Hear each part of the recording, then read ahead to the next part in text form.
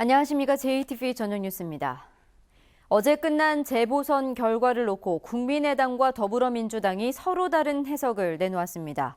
국민의당은 전주시 서신동 도의원 선거에서 최명철 후보를 당선시키는 등 호남의 5개 선거구 가운데 3곳을 승리해 전남에서 1명의 당선자를 낸 민주당보다 호남에서 압승을 거뒀다고 자평했습니다.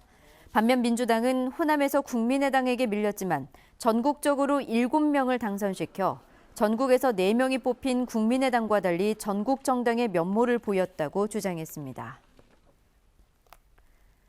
전북과 전남, 부산 등 영호남 8개 시 도지사 협력회의가 대선 후보들에게 지역 발전을 위한 8개 공동 건의안을 전달했습니다. 8개 공동 건의안은 지방 분권형 개헌과 재정 분권 추진, 광역교통 기반시설 확충, 조선업 재도전 희망펀드 3천억 원 조성 등입니다. 바른정당 전북도당이 7개 전라북도 대선 공약을 발표했습니다. 새만금 특별회계 설치를 포함한 특별행정구역과 국가식품 클러스터 2차 산업단지 추진, 그리고 금융타운과 탄소밸리 조성, 전주 김천 간 동서철도 건설과 한옥형 전주 역사 건립 등입니다. 바른정당 전북도당의 정운천 위원장은 민주당의 전북 독주가 지역을 낙후 지역으로 만들었다며 바른정당의 유승민 후보에게도 골고루 표를 나눠주는 전략적 투표를 해달라고 호소했습니다. 완주군 군의원 보궐선거 사전투표에 유권자들이 불법 동원됐다는 신고가 접수돼 선거관리위원회가 조사에 나섰습니다. 완주군 선거관리위원회는 4.12 재보궐선거 사전투표일인 지난 8일 완주군 라 선거구에서 한 후보 측 자원봉사자가 주민들을 승합차에 태워 사전투표소로 나르는 것을 봤다는 신고가 접수돼 조사 중이라고 밝혔습니다.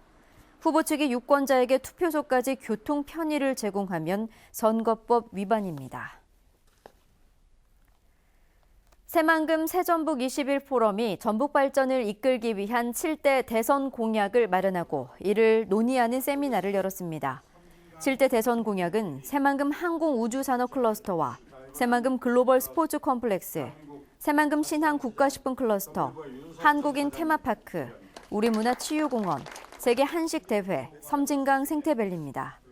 새만금 새전북 21 포럼은 7대 대선 공약을 각 정당과 대선 후보들에게 전달할 계획입니다. 군산시의회가 정부 발주 선박 물량의 군산조선소 배정과 선박 펀드 지역 안배를 강력히 촉구했습니다. 군산시의회는 성명서를 통해 선박 펀드를 지원받아 발주하는 현대상선의 초대형 유조선 10척에 대한 입찰에서 군산 조선소를 외면한 채 대우조선해양의 선박을 몰아준 것은 군산 경제를 고사시키는 국가적 차별이라고 주장했습니다.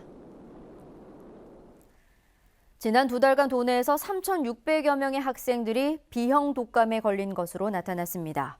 전북교육청이 비형 독감 발병 현황을 조사한 결과 지난달 2천여 명, 이달 들어 1,500여 명이 발병해 격리 조치 등을 했다고 밝혔습니다. 학교급별로는 초등학교가 2,400여 명으로 절반 이상을 차지했고 중학교 770여 명, 고등학교 310여 명으로 보고됐습니다.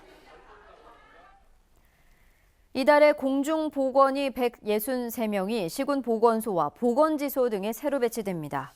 의과 공중보건의가 108명이고 치과가 16명, 한의과가 39명입니다. 복무기간이 만료되거나 다른 시도로 전출된 공중보건의를 감안하면 전체 공중보건의 수는 지난해 374명에서 올해 387명으로 13명 늘어납니다. 오는 27일 개막하는 전주국제영화제 개막식 사회자로 프랑스 배우 겸 감독 에두아르 바에르와 방송인 박혜진 씨가 선정됐습니다. 에두아르 바에르는 올해 전주국제영화제 출품된 영화의 주연 배우 겸 감독으로 지난 2008년과 9년 칸 영화제 사회를 맡았고 전주 출신의 방송인 박혜진 씨는 독립언론 뉴스타파에서 세월호 일주기 특집 방송을 맡아 주목을 받게 됐습니다. 국민연금공단이 전주 평화동에 있는 문정경로당의 시설 개선을 지원했습니다. 공단은 붕괴 우려가 있는 경로당의 벽돌 담장을 개방형 펜스로 교체하고 배수관을 새로 설치했습니다. 국민연금공단은 지난 2012년부터 수급권 확인 과정에서 알게 된 고령 독거노인들에게 그동안 10억 원 상당의 물품을 후원해왔고 전주로 본사를 이전한 뒤에는 완주 이서쌀과 순창 고추장 등 전북 특산물을 후원 물품으로 구입해 전달하고 있습니다. 정읍천에서 물고기 수백 마리가 떼죽음을 당해 정읍시가 원인 조사에 나섰습니다. 정읍시는 오늘 오전 8시쯤 정읍시 영파동 일반산업단지 인근 정읍천에서 썩은 냄새가 난다는 신고를 받고 확인한 결과 물고기 수백 마리가 죽은 채 발견돼 수거했다고 밝혔습니다. 정읍시는 누군가 하천에 가축 분뇨 액비를 몰래 버린 것으로 보고 경찰에 수사를 의뢰할 예정입니다. 전주지법 제2형사부는 자신의 처제를 성추행한 혐의로 기소된 48살 A씨에게 징역 2년 6개월에 집행유예 4년을 선고하고 성폭력 치료 프로그램 80시간을 수강하라고 명령했습니다. A씨는 지난해 9월 추석 연휴를 맞아 친정에 내려온 처제가 잠든 사이 성추행한 혐의로 기소됐습니다. 재판부는 피고인의 범행으로 피해자가 큰 고통을 겪었지만 피해자가 처벌을 원치 않는 점 등을 고려해 형량을 정했다고 밝혔습니다. 전북은 오늘 낮 기온이 20도 안팎까지 오르면서 따뜻한 날씨가 이어졌습니다. 내일은 익산과 군산, 진안 등 북부 지역을 중심으로 오후 한때 비가 내리겠습니다. 예상 강우량은 5mm 안팎입니다. 아침 최저 기온은 3도에서 10도, 낮 최고 기온은 18도에서 21도로 오늘과 비슷하겠습니다. 미세먼지 농도는 보통 수준을 보이겠습니다.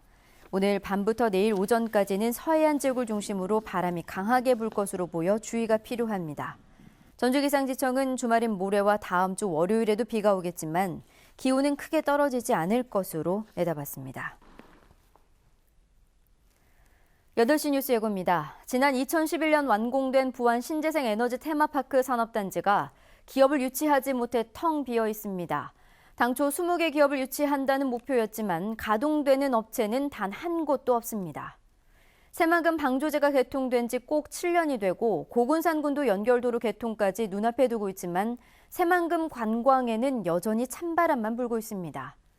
장기간 침체에 빠져있던 국내 기업 경기가 빠르게 반등세를 보이고 있지만 전라북도는 여전히 경기 회복 기미가 느껴지지 않고 있습니다. 의견의 고장으로 잘 알려진 임실지역 고속도로 휴게소에 반려견과 함께 입장할 수 있는 식당과 편의시설이 생겨 애견인들의 관심을 모으고 있습니다. JTBC 8시 뉴스에서 자세한 소식 전해드리겠습니다.